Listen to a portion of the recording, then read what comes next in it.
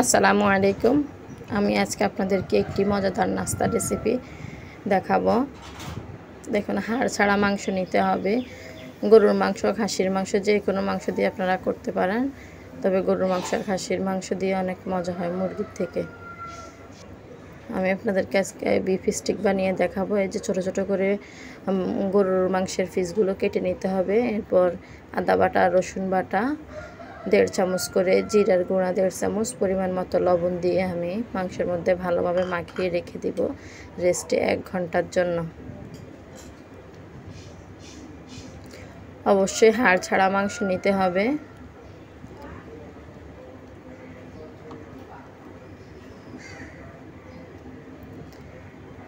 এরপর আমি beef stick তৈরির জন্য গাজর আর পেঁয়াজ নিয়েছি। আপনারা চাইলে এক্সট্রা অন্য কোনো সবজিও নিতে পারেন, এই দুটো দিয়েও অনেক টেস্ট হয়।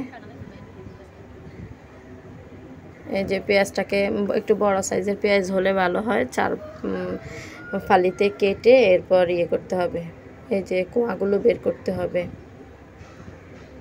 এরপরে একটি ফিক নিয়েছি আমি আপনাদেরকে দেখানোর জন্য। ফিকের মধ্যে প্রথমে গাজর দিয়েছি, তারপর পেঁয়াজ, তারপর গোশ। আপনারা আপনাদের মতো করে সাজিয়ে নিতে পারেন, আমি আমার মতো সাজিয়ে নিয়েছি।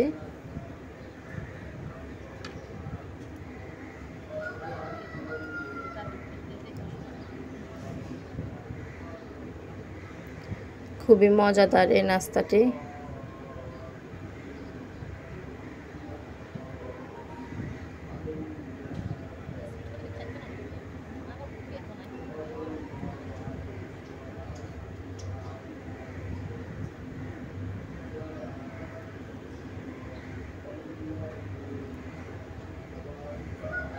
দেখুন কিভাবে আমি ঢুকিয়ে নিচ্ছি।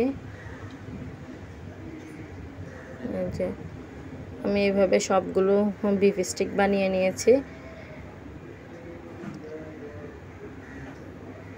এবার আমি বেসনটা রেডি করতেছি। এখানে বেসন দিতে হবে। বেসনের সাথে আপনার আমি 1.5 চামচ মরিচের গুঁড়া দিয়েছি, 1 চামচ হলুদের গুঁড়ো আর পরিমাণ মতো লবণ দিয়ে যে বেসনের ঘনত্বটা দেখে নিন। এরপর চুলায় একটি হাঁড়িতে তেল গরম করে নিয়েছি।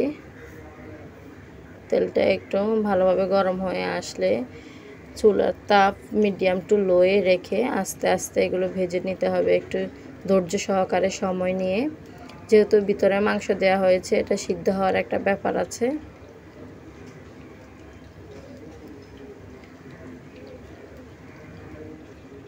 এই যে আমার বিফ স্টিক রেডি।